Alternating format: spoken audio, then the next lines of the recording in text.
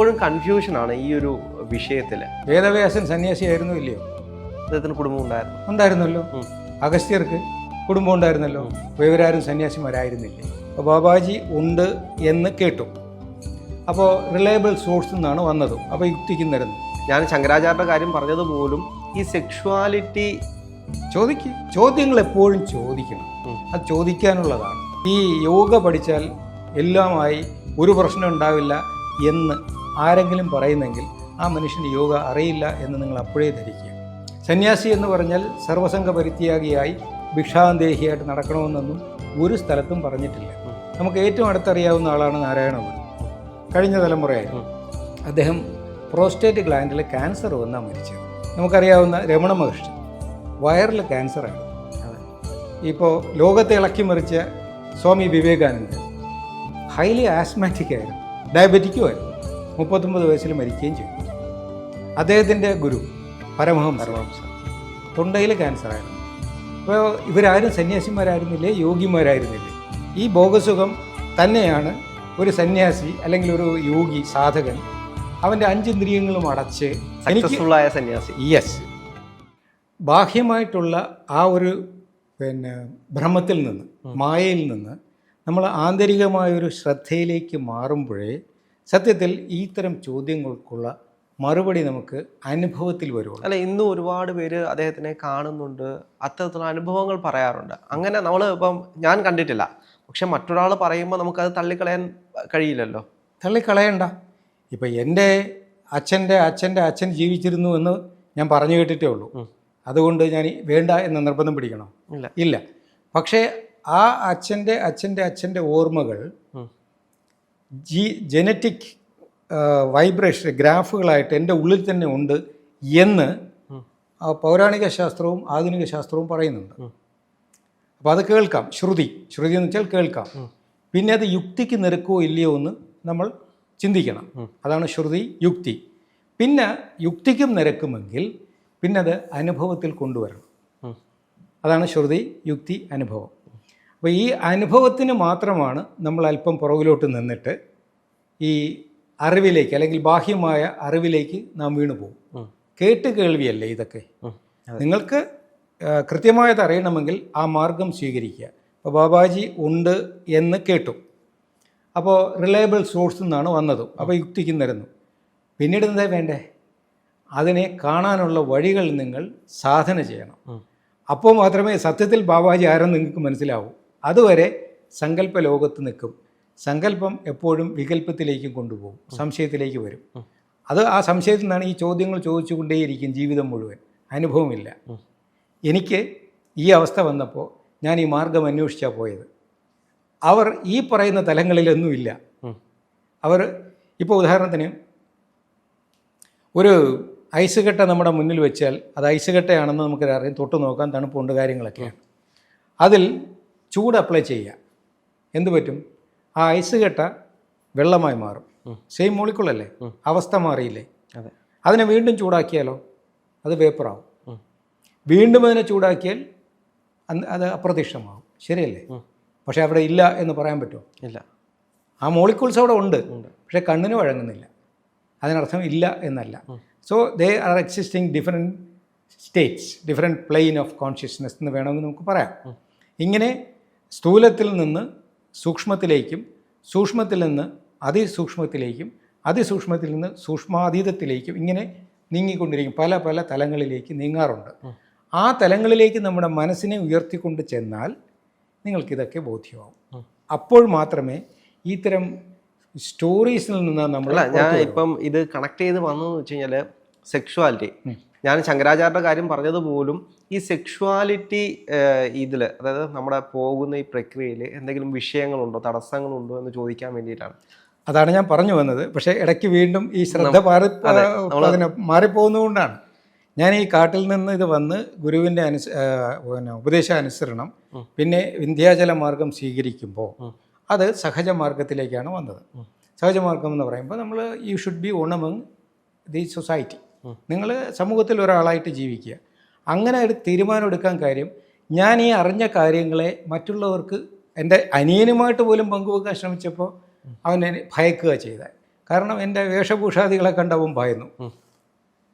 കാരണം സന്യാസി, അപ്പോൾ ഇത് എന്നെ ശ്രദ്ധിച്ചാൽ അവനും കൂടി സന്യാസി ആയി പോകുന്നുള്ള ഭയം.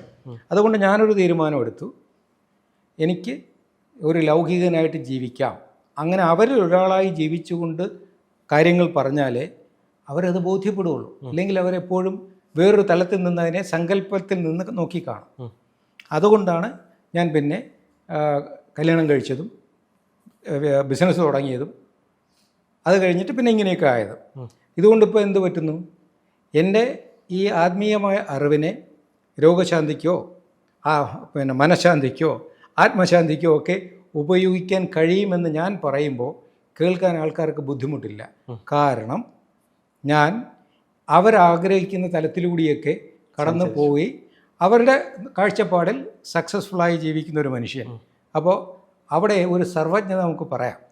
സക്സസ്ഫുള്ളായ സന്യാസി. യെസ്. എനിക്കിപ്പോൾ ഒരു കുടുംബജീവിതം ഇല്ലായിരുന്നെങ്കിലോ, ഒരു ബിസിനസ് ഇല്ലായിരുന്നെങ്കിൽ പറയാം, സ്വാമി നിങ്ങൾക്ക് ഇതൊക്കെ പറയാം, കാരണം നിങ്ങൾക്ക് ഉത്തരവാദിത്വമൊന്നുമില്ലല്ലോ എന്ന് പറയാം. ഞാൻ ഇപ്പോൾ സാധാരണ ആൾക്കാരെ പോലെ സർവ്വ പ്രശ്നങ്ങൾക്കും അകത്ത് ഒരു കുടുംബം, ഒരു സമൂഹം, ഒരു വ്യാപാരം എല്ലാമായിട്ട് ജീവിക്കുന്നു. ഒപ്പം ഈ സന്യാസത്തിൻ്റെ ആ ഒരു മനോനിലയും എനിക്ക് നിലനിർത്താൻ കഴിയുന്നു. ഇതിനെയാണ് യഥാർത്ഥത്തിൽ ഈ ശങ്കരാചാര്യരുടെ ഈ അനുഭവം സിദ്ധിക്കാൻ ഇങ്ങനെയൊക്കെ പോയി ഉള്ള പ്രശ്നം.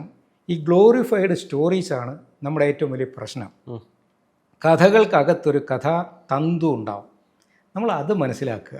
അല്ല, എനിക്ക് തോന്നുന്നു നമ്മുടെ ആത്മീയതയിൽ സന്യാസിമാർക്ക് സെക്ഷുവാലിറ്റി എന്ന് പറഞ്ഞു കഴിഞ്ഞാൽ അതൊരു ബുദ്ധിമുട്ടാണ്. അത് പാടില്ല എന്ന് പറയുന്നൊരു തലമുണ്ട്, അത് കുഴപ്പമില്ല, അത് ആവാമെന്ന് പറയുന്നൊരു തലമുണ്ട്. അപ്പം ഇപ്പോഴും കൺഫ്യൂഷനാണ് ഈ ഒരു വിഷയത്തിൽ. വേദവ്യാസൻ സന്യാസിയായിരുന്നു ഇല്ലയോ? അദ്ദേഹത്തിന് കുടുംബം ഉണ്ടായിരുന്നല്ലോ. അഗസ്ത്യർക്ക് കുടുംബം ഉണ്ടായിരുന്നല്ലോ. ഇവരാരും സന്യാസിമാരായിരുന്നില്ലേ? ചോദ്യങ്ങൾ എപ്പോഴും ചോദിക്കണം, അത് ചോദിക്കാനുള്ളതാണ്. പക്ഷേ ആ ചോദ്യത്തിന് ഉത്തരം അറിയാനുള്ള ആത്മാർത്ഥതയും സത്യസന്ധതയും ഉണ്ടായിരിക്കണം. ഈ യോഗ പഠിച്ചാൽ എല്ലാമായി ഒരു പ്രശ്നം ഉണ്ടാവില്ല എന്ന് ആരെങ്കിലും പറയുന്നെങ്കിൽ ആ മനുഷ്യന് യോഗ അറിയില്ല എന്ന് നിങ്ങൾ അപ്പോഴേ ധരിക്കുക. കാരണം സന്യാസി എന്ന് പറഞ്ഞാൽ സർവസംഘ പരിത്യാഗിയായി ഭിക്ഷാന്തേഹിയായിട്ട് നടക്കണമെന്നൊന്നും ഒരു സ്ഥലത്തും പറഞ്ഞിട്ടില്ല.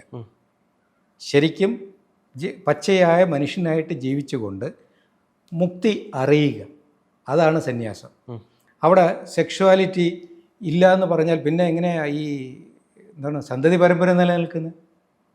ഇതൊക്കെ വെറും ഏതെങ്കിലും ഒരു സാധനയുടെ ഒരു ഭാഗം അതെടുത്തിട്ട് തന്ത്രപരമായി അവതരിപ്പിക്കുക, അതിലൊരു കഥയുണ്ടാക്കുക, അതിനപ്പുറത്തേക്ക് യാതൊരു ഇമ്പോർട്ടൻസ് കൊടുക്കേണ്ട കാര്യമില്ല. പിന്നെ യോഗ പഠിച്ചാൽ പ്രശ്നമൊന്നും ഉണ്ടാവില്ല എന്നുണ്ടെങ്കിൽ നമുക്ക് ഏറ്റവും അടുത്തറിയാവുന്ന ആളാണ് നാരായണ ഗുരു.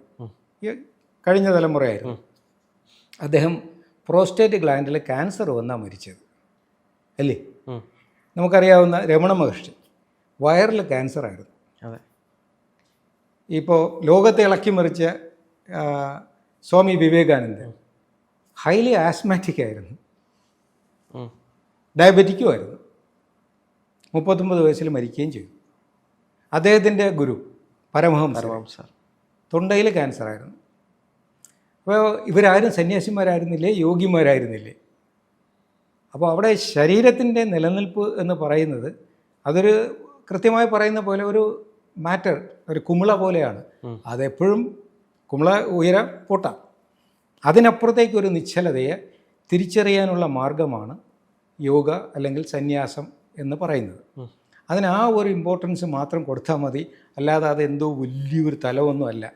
പക്ഷേ ഒരു ഇമ്പോർട്ടൻസ് അതിന് വന്നിട്ടുള്ളത് ഒരു അനന്തതയെ അറിയുന്ന സന്യാസി ചില സമയങ്ങളിൽ അവൻ ഭൗതിക ലോകവുമായിട്ട് വലിയ ബന്ധം കാണത്തില്ല. ആ സമയത്ത് അവൻ മൗനത്തിലേക്ക് അങ്ങ് വീഴും. ആ മൗനത്തിന് വളരെ ഗംഭീരമായിട്ടുള്ള ഒരു ശക്തി ഉണ്ടാവും. ഇപ്പോൾ ഈ കാന്തിക തരംഗങ്ങൾ നമ്മൾ കാണുന്നില്ലെങ്കിലും അതിന് നമ്മളെ ഇൻഫ്ലുവൻസ് ചെയ്യാൻ പറ്റും. ഇപ്പോൾ ശരീരത്തിനകത്ത് നമുക്കൊരു മെറ്റൽ പീസ് ഉണ്ടെങ്കിൽ കാന്തത്തിനടുത്ത് പോയാൽ നമ്മൾ പിടിക്കും.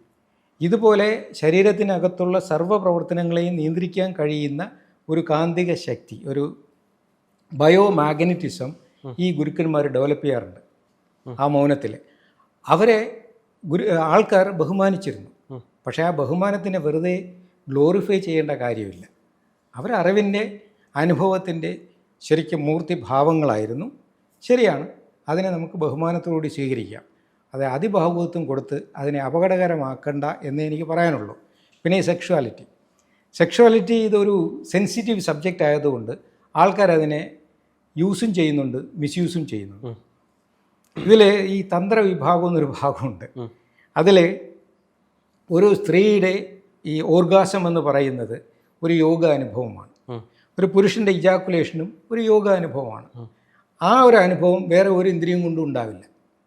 ഇപ്പോൾ കണ്ണുകൊണ്ടും മൂക്കുകൊണ്ടും നാക്കുകൊണ്ടും പിന്നെ ചെവി കൊണ്ടും ഉണ്ടാകുന്ന ഒരു പൂർണ്ണത അത് പൂർണ്ണമല്ല. എന്നാൽ ഈ സ്പർശം കൊണ്ട് ഉണ്ടാകുന്ന ഒരു ഇജാക്കുലേഷനോ അല്ലെന്നുണ്ടെങ്കിൽ ഒരു ഓർഗാസമോ ആ സമയത്ത് ആണിനായാലും പെണ്ണിനായാലും ഒരു വൈബ്രേഷൻ ഉണ്ടാവും. ആ വൈബ്രേഷനാണ് ഈ ഭോഗസുഖം എന്ന് പറയുന്നത്.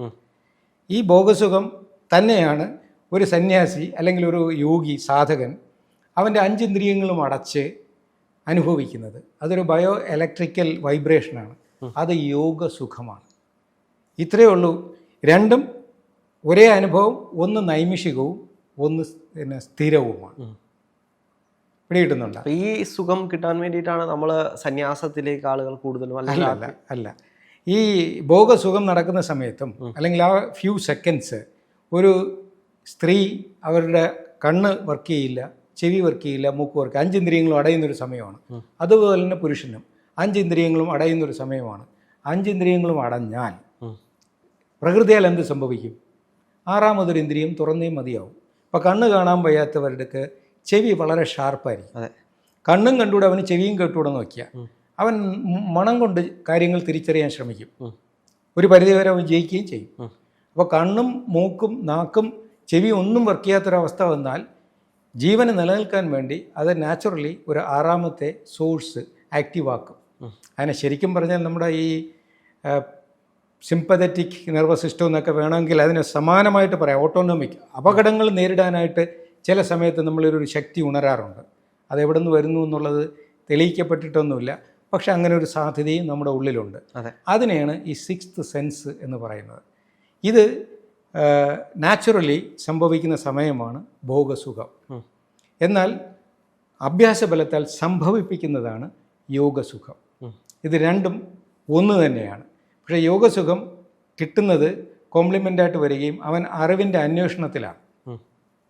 ഭോഗസുഖത്തിൽ വരുന്ന ഭോഗസുഖത്തിൽ അവൻ തീർന്നു പോവുകയാണ്. അവിടെ പിന്നെ അന്വേഷണവുമില്ല, അറിവുമില്ല. അതുകൊണ്ടാണ് അത് അന്ധമായ ആനന്ദവും ഇത് അറിവിൻ്റെ ആനന്ദവും. രണ്ടും തലത്തിലൊന്ന് തന്നെയാണ്. ഈ ഒരു ചേർച്ച കിടപ്പുള്ളത് കൊണ്ടാണ് ഇതിനൊരു കൺഫ്യൂഷൻ വന്നിട്ടുള്ളത്. അത് തന്ത്രശാഖയിൽ ഇത് വളരെ വ്യക്തമായിട്ട് പറയുന്നുണ്ട്. പക്ഷെ പറയുന്നതിനപ്പുറം അറിവിൻ്റെ ആ ഒരു അനുഭവ തലത്തിലേക്ക് സാധന കൊണ്ട് വന്നാലേ ഇതിനൊരു ക്ലാരിറ്റി നമുക്ക് വ്യക്തമായി കിട്ടത്തുള്ളൂ. പിന്നെ നമ്മൾ തുടങ്ങിയ സ്ഥലം, അതായത് സാറ് ഗുരുജി വാങ്ങിച്ച ഈ ഒരു പ്രദേശം, അപ്പം ഗുരുജി സ്വപ്നത്തിൽ കണ്ടു എന്ന് പറഞ്ഞാൽ 2-3 വട്ടം ഈ സ്ഥലം കണ്ടു. പിന്നീട് എങ്ങനെയാണ് ഈ സ്ഥലം വാങ്ങിക്കുന്ന അവസ്ഥയിലേക്ക് വന്നത്, അല്ലെങ്കിൽ കണ്ടെത്തുന്ന അവസ്ഥയിലേക്ക് വന്നത്? സ്വപ്നത്തിൽ ഞാനിത് കണ്ടു കഴിഞ്ഞപ്പോൾ പിന്നെ ഞാൻ നേരത്തെ പറഞ്ഞില്ലേ, സ്വപ്ന വിശകലനം, സംയമം എന്നാണ് അതിന് യോഗ ഭാഷയിൽ പറയുന്നത്. അപ്പോൾ ഒരു മനസ്സിന് ധ്യാനം കഴിഞ്ഞ് നമ്മൾ ഉണരുന്നതിന് മുമ്പ് ആ അതീന്ദ്രിയ തലത്തിൽ നിന്ന് ബോധതലത്തിലേക്ക് വരുന്നതിനിടയ്ക്ക് നമുക്കൊരു സ്വപ്നാവസ്ഥ ഉണ്ട്. അപ്പോൾ നല്ല ഉറക്കത്തിൽ നിന്ന് പൂർണ്ണ ഉണർവിലേക്ക് എത്തുന്നതിനിടയ്ക്കൊരു മയക്കമുണ്ടല്ലോ. അതുപോലെ അതീന്ദ്രിയാവസ്ഥയിൽ നിന്ന് ആ ഇന്ദ്രിയ തലത്തിലേക്ക് വരുന്നതിനിടയ്ക്ക് ഒരു തന്ത്രാവസ്ഥയുണ്ട്. അതിനെ ട്രാൻസ് എന്ന് പറയും.